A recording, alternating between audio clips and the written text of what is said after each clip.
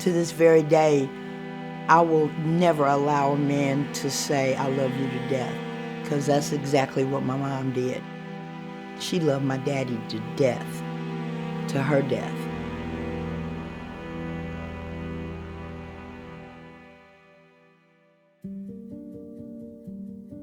I was born and raised in Indianapolis.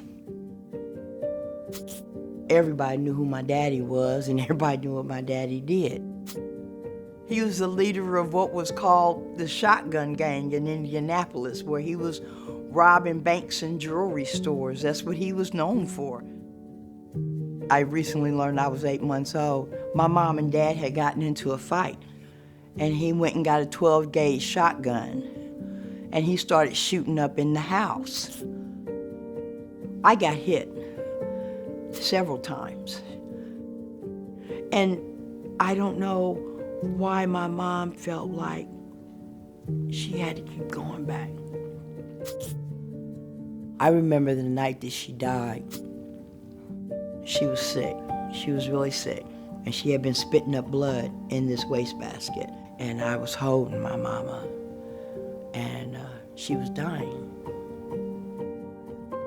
The medical report said that she died from bronchial pneumonia, but everybody knew it was from all the internal injuries that she had from all the beatings. My mom's side of the family came and took my 2 little brothers. Okay, what about me? I don't feel like anybody ever fought for me. And they left me in that dysfunction. The last time my dad went to prison, he robbed a bank. But before he left, my dad left me with $10,000. And we put it under the floorboard. I was a freshman in high school. It was months before anybody decided to come and check on me. Months. I'm 14 years old. Nobody fought for me. Nobody fought for me.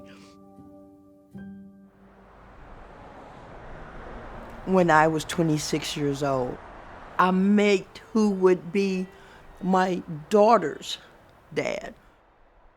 I didn't know that I was getting involved with a heroin addict. So that's when I got introduced to cocaine. I had no idea the depth of degradation that this was getting ready to take me to. I found myself sleeping on porches, on floors, chasing dope, going in and out of jail. I have switched from the cocaine epidemic to the methamphetamine epidemic. That's a whole nother nightmare. I messed up my life. I wasn't a mother to my children.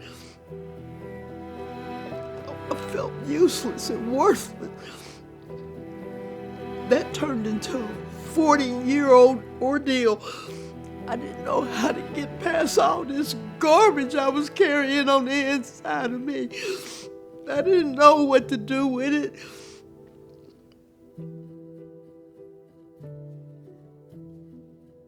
Sherry, you remember this? Oh my. Look at that. That's you coming into Avenue. That's what I was when you first met me. The first time I met Peaches, it was over the phone. I was the missions coordinator at Avenues, and I could hear the desperation. I guided her into making a date to come get herself together.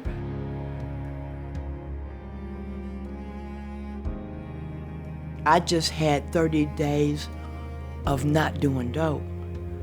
I still got all this garbage down inside of me. So Sherry made a few phone calls, and she got in contact with Kara's house. When I walked into Kara's house, right behind the desk, it says, "Be still and know that I am God." And I knew beyond a shadow of a doubt I was where I was supposed to be. When I first got here, I was defiant, I was combative, because I had been out there in the world fighting all my life. When I first met Peaches, she was an alpha female. She was used to taking care of herself. She had a lot of headbutting with her case manager. My case manager at the time was Anitra Mitchell.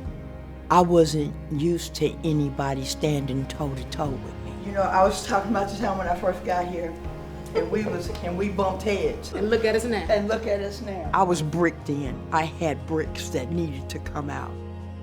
Kara's house helped me deal with things one brick at a time. But when we got to that fourth step, I wasn't ready to look at the monsters that I had shoved in the closet. How do you write that stuff down and then read it to somebody?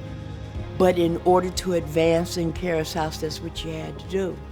I did my fourth step to Anitra. I didn't even look up at her because I knew it was going to be a whole bunch of judgment. And when I finished, I saw she was crying too. And Anitra grabbed my hand. She said, "Get it." She said, "Now it's over." That's what broke in me. I couldn't have got here without you. And I'm still here.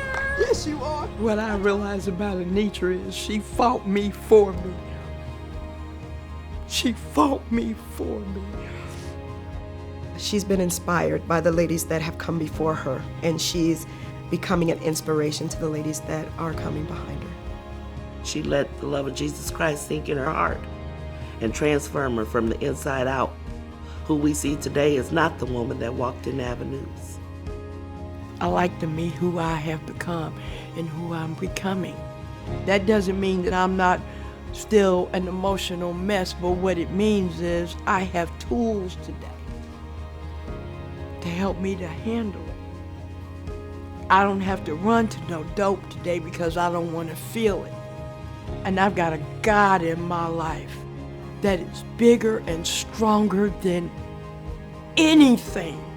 When I tell my story, I know it sounds tragic and I know it sounds horrible, but what I want people to hear is how my God kept me from the very beginning to this moment right here.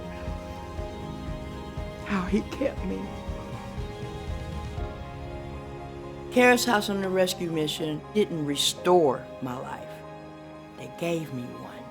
Something that I can wake up to every day and be excited about. Every day and be excited about.